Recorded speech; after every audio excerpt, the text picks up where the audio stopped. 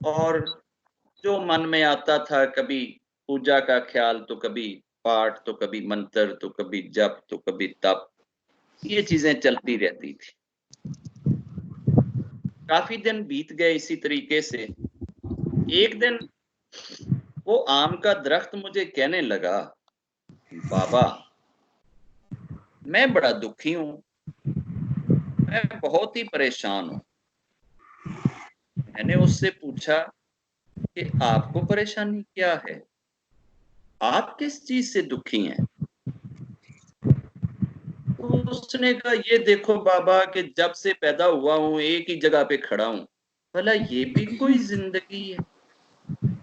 लोग सारे इधर उधर चलते फिरते हैं, मजे से हरकतें करते हैं, पता नहीं कहाँ कहाँ जाते हैं, और एक मैं हूं कि जनाब बस मतलब है कि जब से जन्म लिया है बस यहीं का यहीं बंद के रह गया हूं।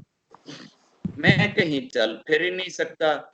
मैं इस चीज से बहुत ज्यादा परेशान हूं। और दूसरा उसने ये कहा कि मैं इस चीज से भी बड़ा परेशान हूं कि ये जो मेरा मालिक है ना, बड़ा ही अजीब आदमी है। हर 6 माह के बाद, 3 माह के बाद इतनी सी इसने एक कुल्हाड़ी पकड़ी होती है और आकर मेरे नीचे जो है ना वो 2-4 फुट जो मेरा तना है ना उसके ऊपर टक लगाता है, और फिर मेरे जनाब जड़ों के अंदर ये वो चूना फेंक देता है या कोई मेडिसिन डाल देता है। और यहां भी उसको आराम नहीं आता, फिर वो मेरे पूरे शरीर के ऊपर ना दवाई मिक्स करके बारिश करता है, जिससे मुझे बड़ी चिंमड़ होती है। ये स्यापा मुझे जो है ना हर 3 माह 4 माह के बाद जो है ना देखना पड़ता है। मैं इस चीज से भी काफी एलर्जिक हूँ। मेरा मन इस चीज से काफी दुखी है। और तीसरा उसने ये कहा कि देखो, मैंने देखा है लोग इधर से गुजरते हैं तो उनकी उंगलियों के साथ उनके बच्चे होते हैं। भेड़ बकरियां इधर आकर मेरे नीचे बैठती हैं, उनके साथ भी उनके बच्चे होते हैं। मेरे कोई बच्चे ही नहीं है। मैं तब से अपने आप को जब से जन्म लिया है अकेला ही देखे जा रहा हूं। तो ये मेरे साथ इस तरह से कुछ दिक्कतें चल रही हैं। आप मेरी इन दिक्कतों का ही कोई समाधान कर दें। परिंदे भी आते हैं तो वो मेरे ऊपर बैठते हैं, मुझे अपने ऊपर बैठने ही नहीं देते। तो ये मेरी जो है ना काफी सारी ये समस्याएं हैं। मैंने आम की बात सुनी और दिल में सोचा कि यार काफी दिन इसके साथ टेक लगाई है, इसके साए के नीचे बैठा हूं, और इसने मुझे धूप से, गर्मी सर्दी से काफी मेरी सपोर्ट करी है। और आज ये बेचारा दुखी है, हेल्प मांग रहा है। अगर मैंने इसकी हेल्प ना करी तो ये दिल में सोचेगा कि बाबा बड़ा बेवफा है, अपनी मर्जी ते पूरी कर लेंदा सी, ते जे मैं एक दिन स्यापा पाया तो बाबे ने मेरी गल ही नहीं सुनी। तो लिहाजा मुझे इसकी जो भी कोई हेल्प हो सके वो हेल्प करनी चाहिए। तो मैंने उस आम को एक छोटा सा मशवरा दिया कि यार आप ऐसे करो, आप अपने सारे कर्म जो है ना वो खुदा के लिए करना शुरू कर दो। सारे कर्म खुदा के लिए करना शुरू कर दो, तो तुम्हारी ये सारी समस्याएं जो है ना ये खत्म हो जाएंगी, इनका समाधान हो जाएगा। तो आम ने बड़ा मुंह चढ़ाते हुए मेरे से ये पूछा कि मैं कर्म और वो खुदा के लिए, हाउ इज इट पॉसिबल? वो कैसे होगा? मैं खुदा के लिए कैसे कर्म करना शुरू कर दूं? मैंने कहा यार अभी तो आपने 4 अपने प्रॉब्लम बताए थे कि जब से मैं पैदा हुआ हूँ एक जगह पे खड़ा हूँ, ये भी कोई जिंदगी है। और फिर आप कह रहे थे कि जनाब मेरे बच्चे नहीं हैं, बच्चों के बगैर भी भला कोई लाइफ है। और तीसरा आप कह रहे थे कि मेरा मालिक जो है वो आकर मेरे ऊपर कभी दवाई के छिड़काव करता है, कभी मुझे काटता छांटता है, कभी क्या करता है। ये सारी समस्याओं से मैं बहुत तंग हूँ। तेरे ये जो प्रॉब्लम है, इन सारे प्रॉब्लम्स का हल ये है कि तू कर्म खुदा के लिए करना शुरू कर दे। उसने मेरे से पूछा कि बाबा वो कैसे, मैं खुदा के लिए कैसे कर्म करूं? मैंने कहा यार तुम ऐसे करो, तुम लोगों को ना सिर्फ और सिर्फ खुदा के लिए ना फल देना शुरू कर दो, और शर्त ये है कि अपना फल कभी खुद ना चखना, खुद ना खाना, दूसरों को देना, और फ्री ऑफ कास्ट देना, पूरी सिंसेरिटी से देना, देने के बाद रिवार्ड मत मांगना। ये ना हो तेरे दिल में कि ये बंदा मुझे ये रिवार्ड दे, ये बंदा मुझे ये रिवार्ड दे, और किसी पे एहसान ना चढ़ाना, किसी को जतलाना ना, किसी के आगे अपनी जुबान ना खोलना। अगर तू ये चीज कर ले तो फिर ये समझ लेना कि ये तेरा कर्म जो है ये सिर्फ खुदा के लिए होएगा। और जब तू कर्म खुदा के लिए करना शुरू कर देगा, एक तो तेरा खुदा तेरे से खुश हो जाएगा, और दूसरा ये जो तेरी 4-5 ये प्रॉब्लम्स हैं, ये जो तेरे इश्यूज हैं ना, ये फौरन सारे के सारे जो है ना ये हल हो जाएंगे, तुम्हें ये दिक्कतें नहीं रहेंगी। उस आम ने कहा कि बाबा ये बात तो मुझे आपकी इम्पॉसिबल लगती है कि मैं फल दूं और फिर खाऊं ना, ऐसे तो काम नहीं चलेगा। जब लोग फल खाएं और मैं ना खाऊं, फल भी मेरा हो, दूं भी मैं, और खाएं दूसरे, और मैं सिर्फ देखता रह जाऊं, तो अगर मुझे भूख प्यास लगी तो कौन मिटाएगा? मैंने कहा जब तू दूसरों की भूख प्यास मिटाएगा तो जो उनको देख के तुझे खुशी मिलेगी उससे तेरी भूख प्यास मिट जाएगी। अच्छा, चलो यह तो ठीक हो गया, तो मैं लोगों से अपनी कोई कीमत ना लूं, उनको अगर मैं फल दे रहा हूं तो उनका कोई रिवार्ड ना लूं। मैंने कहा नहीं, आपने रिवार्ड नहीं लेना, आपने ये चीज ईश्वर के लिए करनी है, रब के लिए करनी है। जब आप रब के लिए करेंगे तो फिर आपका कर्म कर्म है। अगर आप चीजों के लिए करेंगे, उसकी प्राइस लेने के चक्कर में करेंगे, उसकी कीमत वसूल करने की कोशिश करेंगे, तो फिर ये आपका कर्म खुदा के लिए नहीं होएगा, फिर तो उसके पैसे आपको मिल जाएंगे। मैंने कहा जी ठीक है, मैं ये भी नहीं करता। मैंने कहा अगली चीज, एहसान नहीं करना किसी के ऊपर भी, कि कोई तेरे साथ क्या करता है, दुखी भी नहीं होना, ताना भी नहीं देना, गालियां भी नहीं निकालनी, बस चुप करके तुम सिर्फ लोगों को फल देते जाओ। सिर्फ एक काम करो और फुल सिंसेरिटी से देते जाना, और कभी थकना ना इस चीज से, और कभी लोगों को मना ना करना। उसके बाद मैं वहां से चला गया। वो 4-5 साल बीत गए, मुझे वो याद ही भूल गया। एक दिन वापसी पे मेरा गुजर हुआ, तो मैंने सोचा कि यार यहाँ एक वो आम का दरख्त होता था, तो चलते हैं उसके पास और जाकर उसका हाल चाल पूछते हैं। उधर काफी समय उसके साथ बिताया है, उसके साथ मैं टेक लगाता था, कमर लगा के बैठता था। आज मैं गया ना तो उसने दूर से ही ना बड़ा हंसते हुए मुस्कुराते हुए मुझे वेलकम किया। आइए आइए विनोद जी, आइए आइए आइए, बड़े समय बीत गए, आप कहाँ गायब हो गए थे, आप किधर चले गए? मैंने कहा यार मैं भी बस अपने रब को मनाने के लिए कहीं चला गया था, रब को ढूंढने के लिए कहीं चला गया था। तू सुना, तेरा क्या हाल है? तो हमने कहा विनोद जी, वो जो आपने एक ही प्रिंसिपल बताया था ना कि अपने कर्म खुदा के लिए करना शुरू कर दो, जब से मैंने वो प्रिंसिपल अपनाया है मैं बड़ा सुखी हो गया हूं। अब मुझे कोई कष्ट नहीं होता, कोई दुख नहीं है, कोई तकलीफ नहीं है, कोई प्रॉब्लम नहीं है। मैंने कहा तेरी वो जो समस्याएं थी, जो तेरी सबसे बड़ी समस्या थी कि जी मैं जब से जन्म लिया है मैं इधर ही हूं और मैं कहीं चल फिर नहीं सकता, वो तेरी समस्या हल हो गई?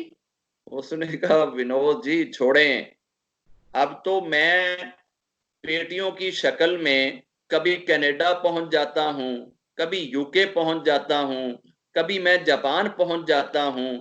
मैं तो अब मुख्तलिफ देशों की सैर करता हूं। अब तो मैं बहुत फास्ट जाता हूं, कभी कभी तो जहाज में भी बैठ के चले जाता हूं। वरना ये ट्रकों पे, बसों पे, टैक्सियों पे, ये तो मेरे लिए अब कोई दिक्कत ही नहीं है। बस आपने बोला था कि आप फ्री ऑफ कास्ट रब के लिए लोगों को फल देना शुरू करो। वो मैंने देना शुरू करा है। लोग आते हैं और एक बंदा मेरा मालिक बन जाता है, वो मेरे पैसे ले लेता है। मैं वो भी देखता रहता हूं और मुस्कुराता रहता हूं कि मैं तो फ्री ऑफ कास्ट दे रहा हूं, मगर ये मेरे पैसे ले रहा है। तो वो जब पैसे लेके खुश होता है, उससे मुझे खुशी हो जाती है कि चलो मेरी वजह तू कोई एक बंदा ते हंस रहा है ना।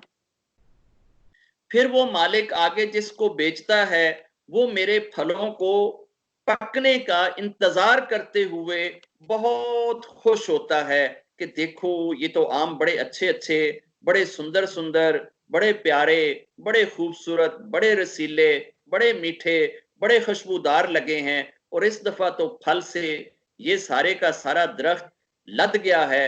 तो मैं उसके चेहरे पे खुशी देख के ना सारे गम भूल जाता हूं।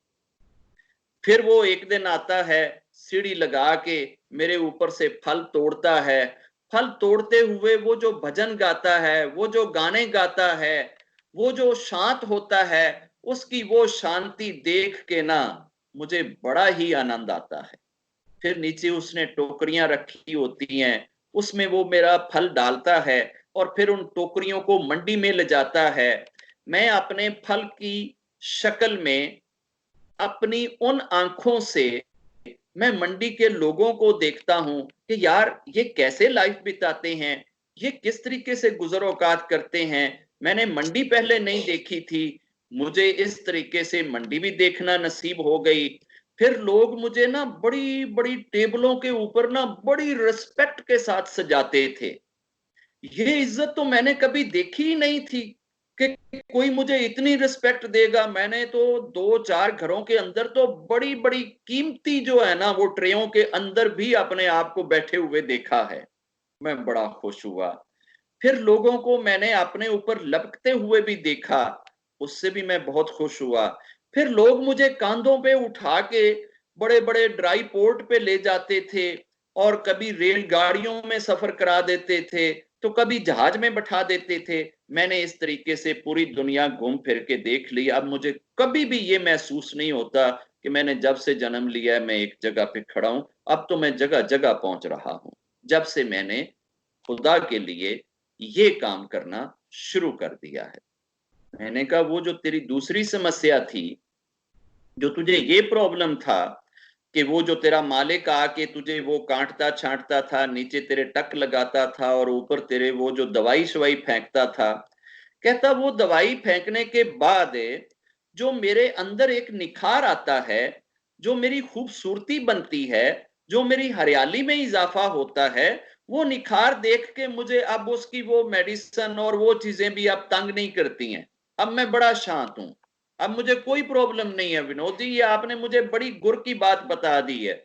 बस जब से मैंने अपने कर्म भगवान के लिए करे हैं, उस दिन के बाद से मुझे दिक्कत नहीं होती। फिर मैंने उससे पूछा था कि लोगों के बच्चे हैं और वो अपनी उंगलियों के साथ बच्चे लेकर आते हैं, कई जानवर नीचे मेरे आते हैं, उनके साथ बच्चे होते हैं, तो तेरे बच्चों वाली वो समस्या हल हो गई? उसने कहा हाँ, वो एक दफा फिनलैंड के अंदर मेरी कुछ गुठलियां गईं और उधर उन लोगों ने ना बड़े शौक से मुझे जमीन के अंदर दबा दिया कि जी ये इंडियन आम है और ये चारों मौसमों से घूमता हुआ आया है, ये बहुत मीठा और बड़ा खुशबूदार है। अब मैंने पता किया है, मेरे वहां पे 3 बच्चे हैं और मेरे कुछ बच्चे जापान में भी हैं। मुझे किसी बंदे ने बताया था कि मेरे कुछ बच्चे ऑस्ट्रेलिया में भी हैं। अब वो मेरी बच्चों वाली भी समस्या नहीं रही। तो उसकी सारी समस्याएं उस दिन से सॉल्व हो गई, जिस दिन से उसने अपने कर्म खुदा के लिए करना शुरू कर दिए। वो पूरी सिंसेरिटी से लोगों को फल देता था और अपने फल की कोई कीमत नहीं मांगता था, कोई प्राइस नहीं मांगता था। किसी पे कोई एहसान नहीं जताता था, हर एक को इक्वली देता था। वो अलग बात है कि कोई एक आदमी उससे प्राइस ले लेता उसके फल की, तो कोई दूसरा लेता। वो जो भी उसके साथ कोई करता, ये दूसरे हाथ ही होते थे, वो अपने हाथ से ऐसा नहीं करता था। तो मैंने कहा कि तुझे अपने टेस्ट का कैसे अंदाजा होता है कि तू कैसा है? उसने कहा कि जब पहली बाइट लेते हैं तो जो उनके चेहरे पे मुस्कुराहट आती है, जो मजे और सुकून का वो जो आसार मैं देखता हूं, उससे मुझे अपने टेस्ट का अंदाजा हो जाता है। और मुझे एक ऐसा टेस्ट आता है, ऐसी लज्जत आती है, ऐसा आनंद और सुकून मिलता है कि उतना तो उनको भी नहीं मिल रहा होता जितना मुझे उनको देखकर मिलता है। अगर इंसान भी एक आम के पेड़ की तरह सिर्फ इतना सा करना शुरू कर दे कि आज के बाद मेरे ऊपर जिन जिन के ऋण हैं, मैं वो ऋण सिंसेरिटी के साथ, पूरे खलूस के साथ, पूरी नीयत के साथ, पूरी इंटेंशन के साथ वो पूरे करूंगा। और मेरे ऋण जिनके ऊपर हैं, मैं वो सारे के सारे माफ कर दूंगा। मैं किसी से जाकर अपने ऋणों का हिसाब नहीं मांगूंगा। मैं किसी से जाकर अपने ऋणों की बात नहीं करूंगा। मैं अपने हकूक और अपने राइट्स के लिए नहीं लड़ूंगा, बल्कि मैं सिर्फ और सिर्फ दूसरों के राइट्स को सिंसेरिटी के साथ भगवान के लिए पूरा करता रहूंगा। जब ऐसा होगा तो यकीनन मुझे उस पेड़ से ज्यादा, उस आम से ज्यादा सुकून मिलेगा। अगर एक पेड़ सिंसेरिटी से ये चीजें करते हुए सुकून की जिंदगी गुजार सकता है, तो इंसान यकीनन सुकून की जिंदगी, खुशियों भरी जिंदगी, प्रसन्नताओं भरी, सफलताओं भरी जिंदगी बिता सकता है। सिर्फ हमें अपना थिंकिंग एंगल थोड़ा सा चेंज करने की जरूरत है। ये बहुत छोटा सा एक प्रिंसिपल था, उस आम के दरख्त ने अपना लिया, मगर इंसान इसको अपनाने से कासिर रहता है। मेरी सबसे गुजारिश है कि भगवान हम सबको भी ये छोटा सा एक प्रिंसिपल अपनाने की हिम्मत और शक्ति दे। बेटा, आज